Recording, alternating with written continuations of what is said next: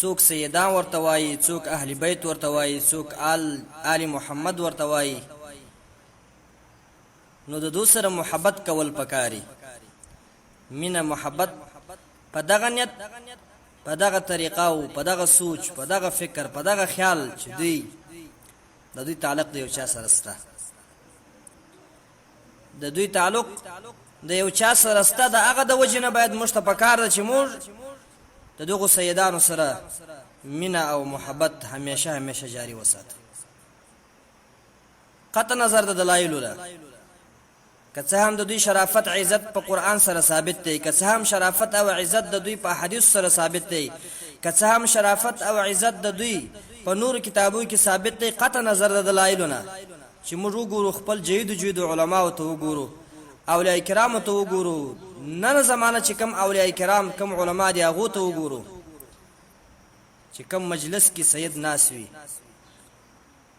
هغه مجلس ډیر شایسته او زیبای ور باندې، او چې کم یو ولی الله ته یو سید ورسی ښه قدر احترام ورته کوي، یو ښه عالم متقی انسان پرهیزګاره چې یو سید ورسی او څوک ورته وایي دا سید دی، ښه قدر و عزت و احترام، لاس په نامه مرحبا شکریا خوشحالي ورته اظهار کړي. نو دین هم دا معلومیږي چې دوی شرافت، د دوی عزت دا ډیر لوی شرافت او عزت لري. انشاءالله بیا به درته بیان کوم په دلایلو سره چې په قرآن سره هم د دوی شرافت عزت ثابت دی، په حدیثو کې هم او په قول د امام شافعي رحمت الله علیه السلام دوی شرافت او عزت ثابت دی. یو چا به یو سید سره د یو فرد سره حسد، بغض، کینه وي، نو ټولو سیدان ته خو به نسبت د بدو نه کوي. کیږي داسې چې یو سړی به وي هغه به د یو بل خاص سید سره څه خفګان وي، څه حسد به وي، څه بغض به وي، حالانکې دا هم نه کول پکاري. او بیا به دی دغه سړی راولاړېږي ټولو سیدانو ته به د بد نسبت کوي، ټول سیدان به نه مني، ټولو ته به وایي چې دا خراب دي، دا بدکاره دي، دا دي، دا هغه دي. والله په دې باندې د الله رسول خفه کېږي. د الله رسول د سیدانو په بغض او په حسد، د سیدانو په خفګان د الله رسول خفه کېږي، ځکه د دوی رشته د هغه سره ده، د دوی تعلق د هغه سره دی، د دوی نسب و هغه ته رسېږي. پښتو کې یو متل دی، وایي چاته ګوته مه نیسه، ځکه په دغه ټیم کې چې ته یو چاته ګوته نیسې څلور ګوتې خپل ځان ته نیول کېږي. په ځنګل کې قسم قسم بوټي پیدا کېږي، نو ټول ځنګل ته به خو د بد نسبت نه کوي. یو ښکلی باغ وي، یو ښکلی چمن وي، خلق نندارې ته ورځي، خلق چکر ته ورځي دې باغ او دې چمن ته، نو په دغه باغ او په دغه چمن کې که چیرې یو اغزنه درخته وي، نو ته خو به دا نه کوې چې ټول باغ ته نسبت د بد کوې، یا دا ټول ښکلي چمن ته نسبت د بد کوې، یا خلقو ته وایې دا ښکلي چمن و دا ښکلي باغ ته مه ځکه په دې کې اغزنه درخته ده یوه دانه. نو د سیدانو مثال هم د یو ښکلي چمن دی، د سیدانو مثال هم د یو ښکلي باغ دی. محبت کول ورسره پکاري، الفت ورسره کول پکاري. که څه هم په دغه ښکلي باغ کې یو اغزنه درخته پیدا سي، که څه هم په دا ښکلي چمن کې یو اغزنه درخته پیدا سي، خو ټول چمن و ټول باغ ته به نسبت د بدو خو نه کوې چې دا ټول باغ، دا ټول چمن، دا ښکلی چمن، دا ټول خراب دی، مو ورځي خراب یا کس. د هغه رقم باید هر څوک خپل سر په ګریوان کې نه نباسي، لکه څرنګه چې په نورو خلقو کې بد خلق پیدا کېږي. په کور کې یو سړی بد سړی پیدا سي، په کلی کې یو بد سړی پیدا سي، په قوم کې یو بد سړی پیدا سي، په شهر کې یو بد سړی پیدا سي، نو ټول شهر او ټول کلی او ټول کور او ټول قوم ته خو نسبت د بدو نه کوي. باید خپل ځان کې سړی سوچ ووي، خپل کور کې خپل ماحول کې باید سړی سوچ ووي چې زما ماحول په څه طریقه دی، په شریعت برابر دی او کنه، زما کور او زما قوم آیا په قرآن په لار باندې روان دی او کنه، زما بچیان آیا په قرآن باندې د قرآن په لار او په حدیث باندې روان دی او کنه، زما بچیان آیا ژرې خوري او که نه خوري، زما بچیان آیا چرس وهي که نه، زما بچیان آیا نسوار کوي که نه، زما بچیان آیا زما په قول کوي او که نه، زما بچیان آیا د شریعت پابند دي او که نه. بیا باید نور خلقو ته نسبت د بدو وکړي، بیا باید سیدانو ته نسبت د بدو وکړي، باید به شرع علماو ته نسبت د چا د بدو وکړي. بیا نو دا د سیدانو عزت باید په کار چې موږ وکړو. اقلا دومره وګورو باید چې ښه خلق اوس نن سبا چې کوم ښه خلق دی هغو ته ورس، یو ښه ولي الله ته ورسه، یو ښه عالم ته ورسه، د سیدانو پوښتنه ځینې وکړي څه درته وایي. یا یو سید ورولاتې ورته کښېنوم چې دا سید دی، بیا به تا ته څه وایي، څه خبره به ورته کوي. نو رسول الله صلی الله علیه وسلم فرمایي چې هر نسب هغه پلار ته رسیږي غیر د سیدانو نه. د سیدانو نسب هغه مور ته رسیږي چې فاطمه الزهرا رضی الله تعالی عنها ده. هغه فاطمه چې هغه د فخر الموجودات سرور کائنات محمد مصطفی صلی الله علیه وسلم نور مبارکه ده. او دا رقم رسول الله صلی الله علیه وسلم فرمایي چې په ورځ د قیامت په هر نسب ختمیږي. دا بلوس دی ختم، دا ملکی دی ملک ختم، دا تیموری دی، دا خضرخیل دی، دا ولی خیل دی، دا پلانکی نسب به ټول ختمي غیر د نسب د چا د سیدانو. د سیدان نسب په ورځ د قیامت هم دغسې برقرار وي، ځکه د دوی زنځیر، د دوی شجره، د دوی نسب محمد مصطفی صلی الله علیه وسلم ته رسیږي. نو رسول الله صلی الله علیه وسلم زامن چې پیدا کېدل دا به مړه کېدله، کوچنوالي کې به مړه سوله. فاطمه الزهرا رضی الله تعالی عنها نکاح د حضرت علی رضی الله تعالی عنہ سره وسول. حضرت علی رضی الله تعالی عنہ دا د رسول الله صلی الله علیه وسلم د اکا زوی و، او د حضرت علی رضی الله تعالی عنہ د ابو طالب زوی، ابو طالب یې پلار. نو حضرت علی صاحب او حضرت محمد مصطفی صلی الله علیه وسلم دا د اکا زامن و. خپل اکا زوی ته خپل لور ورکړل رسول الله صلی الله علیه وسلم. فاطمه الزهرا رضی الله تعالی عنها د حضرت علی صاحب ته په نکاح ورکړ. رال مدینه منوره لا تر مدینه منوره لا د بچان د فاطمه الزهرا رضی الله تعالی عنها زامن نه وسیږي. عمر ته ویل چې د رسول الله صلی الله علیه وسلم زامن په کوچنوالي کې مړ کېدل، خو کله چې د فاطمه الزهرا رضی الله تعالی عنها یو زوی پیدا سو، نو نوم حسن رضی الله تعالی عنہ ور باندې پرې شو. نو دا د حضرت علی صاحب مشر زوی و، د فاطمه الزهرا رضی الله تعالی عنها مشر زوی و حسن، امام حسن صاحب هو به داسې ولکه رسول الله صلی الله علیه وسلم، داسې چهره مبارکه، داسې ځلیدل لکه رسول الله صلی الله علیه وسلم. او بیا دوم بچی خداوند متعال حضرت امام حسین رضی الله تعالی عنہ ورکړي. نو امام حسین رضی الله تعالی عنہ دا کوچنی ورور د امام حسن رضی الله تعالی عنہ. نو د رسول الله صلی الله علیه وسلم بچیان مړه کېدل، د رسول الله صلی الله علیه وسلم د دغه خپل نسیان سره ډیر مینه محبت کوي، ځکه د بچیان په کوچنوالي کې مړه کېدل. نو د ملسیان داسې ولکه زامن واري داسې مینه محبت به وسره کوي، سات به وسره تیروي، په وژو به سپرېدله، مینه محبت ډیر زیات وسره و.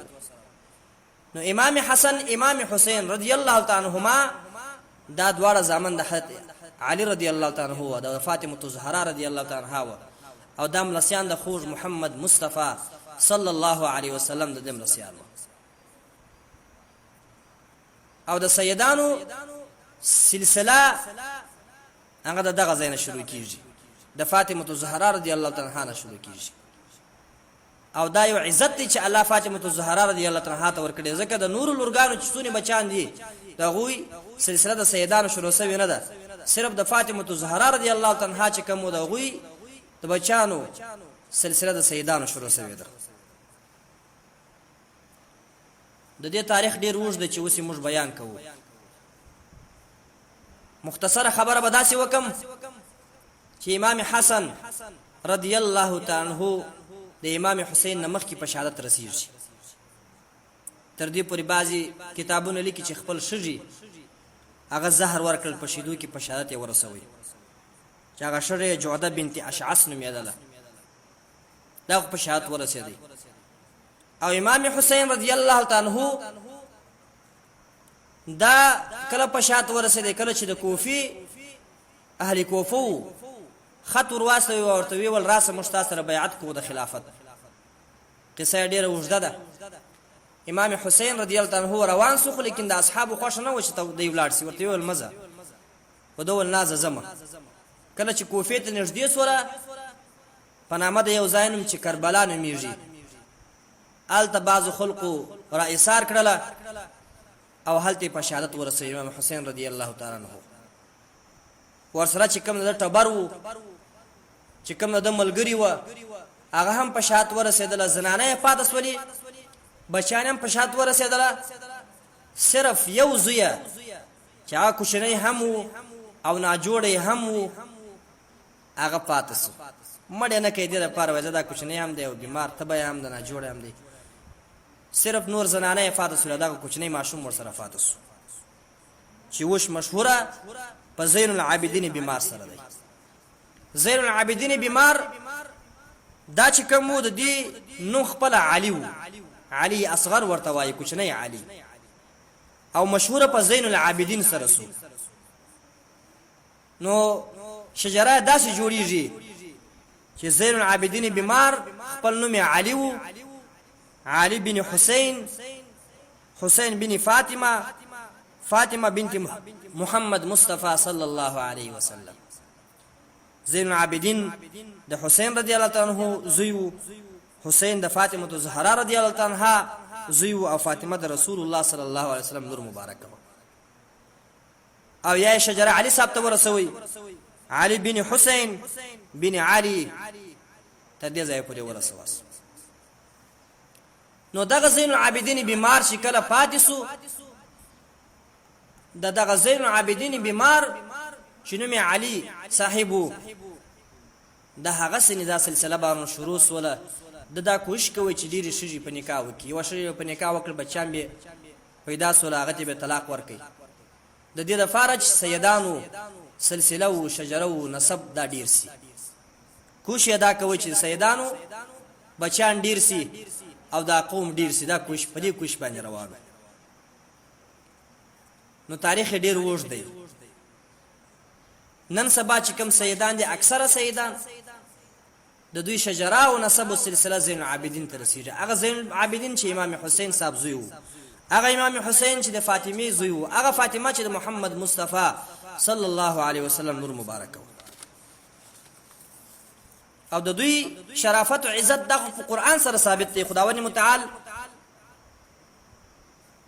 په 22 سپارې کې فرمایي: اعوذ بالله من الشیطان الرجیم، بسم الله الرحمن الرحیم، انما يريد الله ليذهب عنكم الرجس اهل البيت ويطهركم تطهيرا. د دې مفسرین ډیر تفسیرونه کړي دي.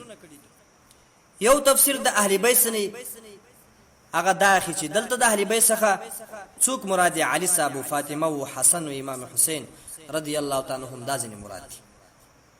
نو خداوند متعال فرمایي چې ترجمه دې آیات چې دا منظوره ده و الله لره، چې ای اهل بیتو، الله ته دا منظوره ده چې ستی څخه پلیتی لري کی، او اې د پیغمبر صلی الله علیه وسلم د کور خلقو الله ته دا منظوره ده چې تاسو پاکیزه وساتي. اوس د دې تشریح د آیات تشریح باید موږ په حدیث سره وکړو چې د اهل بیت څخه دلته څوک مراد دي. نو بعضی مفسرین یو حدیث را نقل کوي، په دې حدیث سره دلته د اهل بیت څخه دغه خلق اخی چې کوم سیدان دي، چې کوم د علي صاحب او د فاطمه رضی الله تعالی عنها چې کوم بچیان دي. ځکه عمر بن سلمہ رضی الله تعالی عنه روایت کوي چې دغه آیات چې کله را نازل سو چې انما یرید الله لیذهب عنکم الرجس اهل البيت، دا آیات چې کله را نازل سو، رسول الله صلی الله علیه وسلم علی، فاطمه، حسن، امام حسین رضی الله تعالی عنهم دا راوغوښتله او خپل په صادر کې پټ کړه. بیا ویل اللهم هؤلاء اهل بیتی، اے خدای دا زما اهل بیت. او حدیث د حدیث متن د حدیث لفظ دا رقم دی: عن عمر بن ابي سلمة رضي الله تعالى عنه قال: نزلت هذه الآية على رسول الله صلى الله عليه وسلم هو في بيت سلمة رضي الله تعالى عنها انما يريد الله ليذهب عنكم رجس اهل البيت ويطهركم تطهيرا فدعا الحسن والحسين وفاطمه رضي الله عنهم فاجلسهم بين يديه ودعا علي رضي الله تعالى عنه فاجلسه خلف ظهره وتجلل هو وهم بالكساء ثم قال اللهم هؤلاء اهل بيتي فاذهب عنهم الرجس وتطهرهم تطهيرا. فقالت ام سلمة رضي الله تعالى عنها وانا معهم يا رسول الله صلى الله عليه وسلم فقال وانت مكانك وانت على خير. تبرانی صفحه 312 جلد اول حدیث نمبر 8214 دا حدیث رقم دی. دویم حدیث په شرافت په عزت د سیدانو ابو ذر غفاری رضی الله تعالی عنہ روایت کوي وای ما د رسول الله صلی الله علیه وسلم څخه اوریدلی دي چې رسول الله صلی الله علیه وسلم فرمایل چې اهل بیت مثال داسې دی لکه د نوح علیه السلام د کشتی. څوک چې د نوح علیه السلام په کشتی کې سپارس ولا هغه نجات پیدا کړي د غرقېدلو نه، او څوک چې د کشتی نه پارس ولا هغه ټول غرق شول. د نوح علیه السلام په کشتی کې څوک پارس ولا هغه نجات پیدا کړي او نو ټول دنیا وبو واخیستل غرق شول. نو د سیدانو او د اهل بیت د نبی صلی الله علیه وسلم د دوی مثال هم داسې لکه د نوح علیه السلام د کشتی. څوک چې دوی سره محبت کوي هغه داسې دی لکه محبت د قرآن او د حدیث سره، هغه داسې دی لکه محبت د الله او د الله رسول سره. څوک چې د الله او د الله رسول سره محبت کوي هغه نجات پیدا کوي په دې دنیا کې، دا دنیا به هم سموي آخرت به هم سموي. نو ځکه ابو ذر غفاری رضی الله عنه فرمایي سمعت رسول الله صلی الله علیه وسلم یقول مثل اهل بیتی فیکم کمثل سفینه نوح من ركب فيها نجا ومن تخلف عنها هلك ومثل باب حطه بني اسرائیل. تبرانی صفحه 108 جلد دوم حدیث نمبر 2501. او دریم حدیث زید بن ثابت رضی الله تعالی عنہ روایت کوي چې رسول الله صلی الله علیه وسلم فرمایي چې ما پتا سو کې دوه خلیفګان پریښي دي، یو کتاب الله چې قرآن دی او د قرآن چې کوم شرح ده چې حدیث دی دا یو، او دویم زما اهل بیت. او دغه قرآن او دغه اهل بیت وای تر څو پورې نه جدا کیږي تر هغه وخت پورې چې په حوض کوثر باندې تیر نسی. کله چې په حوض کوثر باندې تیر سه بیا به سره جدا کیږي تر قیامت پورې دوی نه سره جدا کیږي. ځکه زید بن ثابت رضی الله عنه فرمایي چې قال اني رسول الله سلام فرمایي قال اني قد تركت فيكم خليفتين كتاب الله واهل بيتي وانهما لم يفترقا حتى يردا على الحوض. تبرانی صفحه 215 جلد ریم حدیث نمبر 4,000 حدیث رقم دی. دا سلام حدیث علی رضی الله عنه روایت کوي چې رسول الله صلی الله علیه وسلم فرمایي چې ادبوا اولادکم على 3 خصال حب نبیکم وحب اهل بیته وقراءة القرآن. وای تاسو خپل بچان ته درو شانو ادب ورکاس، ته درو خصلتو ادب ورکاس. یو د دې ادب ورکا چې دوی د محبت کوي خپل د نبی سره، بل د دې ادب ورکا چې دوی د محبت کوي د سیدانو سره، بل د دې ادب ورکا چې دوی محبت کوي د قرات د چا سره د قرآن سره. قرآن دی وایي.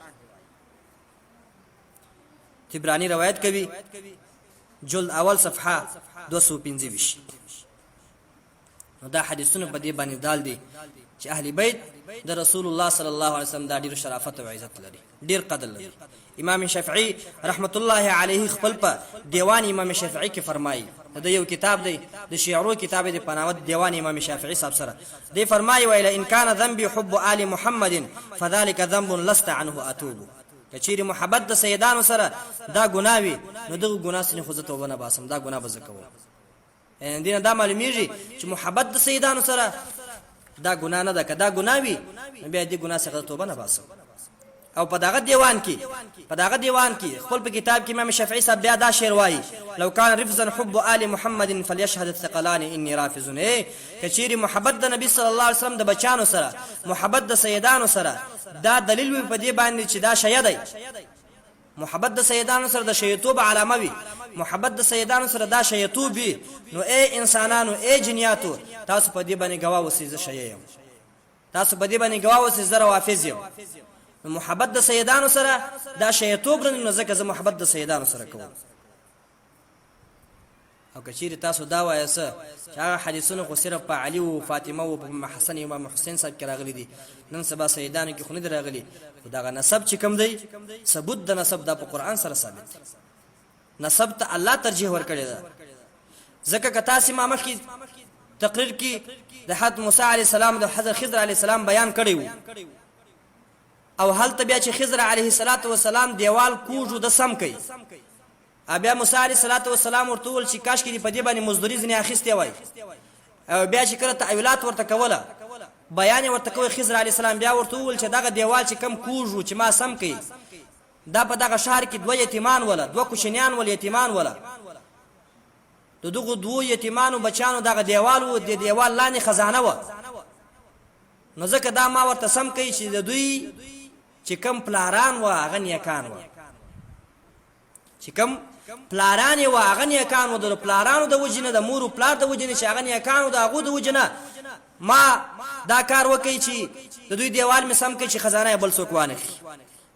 او مفسرین لیکي چې دغه بچیانو د هغه د کم چې نیکان پلاران یې وه د هغوی په منځ کې 1500 کاله تېر سوي وه. څو 1500 کاله منځ کې تېر سوي وه. بیا هم نسب ته الله ترجیح ورکړله، د نسب د وجې نه چې دوی په نسب کې یو ښه خلک تېر سوي وو، د هغو د وجې نه ما هغو ته وکتله دا دیوال یې ورته سم کوي. واما الجدار فكان لغلامين يتيمين في المدينه وكان تحته كنز لهما وكان ابوهما صالحا. د دوی مور پلار سره صالح. سوره الكهف آیات نمبر 2 اتیا. دلته په قران مجید سره هم ثبوت د نسب ثابت دی چې نسب ته الله ترجیح ورکړي ده. او دا رقم حدیث شریف کې راځي، عبد الله بن عمر رضی الله تعالی عنہ روایت کوي، وای رسول الله صلی الله علیه وسلم فرمایي چې ورځ د قیامت سي ټول نسب او ارشي ختميږي غیر زما د سبب او زما د نسب. عن عبد الله بن عمر قال سمعت عمر بن خطاب يقول سمعت رسول الله صلى الله عليه وسلم يقول كل سبب ونسب يوم القيامة منقطع إلا سببي ونسبي. ټول نسب او ټول سبب دا بلوس دي، دا تیموري دي، دا ملکي دي، دا پلانکي، دا به ټول ختم شي غیر زما د سبب او نسب نه. تبرانی جلد 2 صفحه نمبر 109. نو پکار دا مطلب دا چې موږ سیدان سره مینا محبت وکړو، په دې نظر چې دوی تعلق د چا سره ستا، په دې نظر چې دوی شجره یو چا ته رسیږي، په دې نظر چې دوی زنجیر یو چا ته رسیدلی دی.